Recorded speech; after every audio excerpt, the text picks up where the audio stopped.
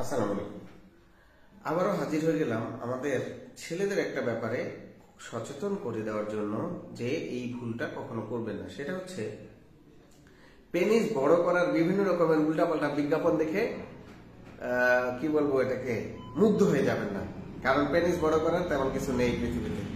তো পেনিস যদি আপনার অসুখের কারণে, বিভিন্ন ইন্টারনাল রোগের কারণে যদি ছোট হয়, সেটা আলাদা ইস্যু। কিন্তু নর্মাল আপনি পেনিস আপনি হচ্ছে বিভিন্ন উল্টাপাল্টা উপাদান লাগায় মনে করলেন বড় হয়ে গেল, আসলে জিনিসটা কিন্তু এরকম না। যদি এরকমই হইতো তাহলে পৃথিবীতে কারো ছোট পেনিস থাকতো না, সবার পেনিস অনেক বড় বড় লম্বা লম্বা হয়ে যেত।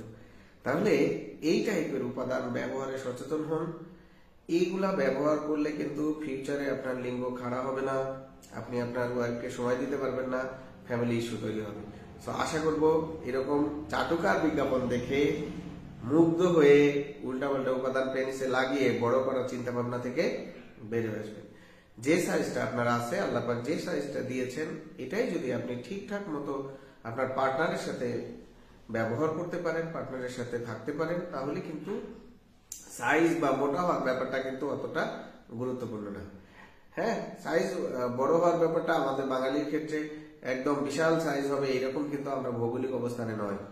সো আশা করব যে এই ব্যাপারটা মাথায় রাখবেন যে লম্বা করার জন্য যা তা দেয়া যাবে না। যদি লম্বা করা যেত তাহলে পৃথিবীতে সবার লিঙ্গ অনেক লম্বা হতো। সো এই টাইপের চাটুকার বিজ্ঞাপনে প্রলোভিত হয়ে কোনো কিছু করবেন না।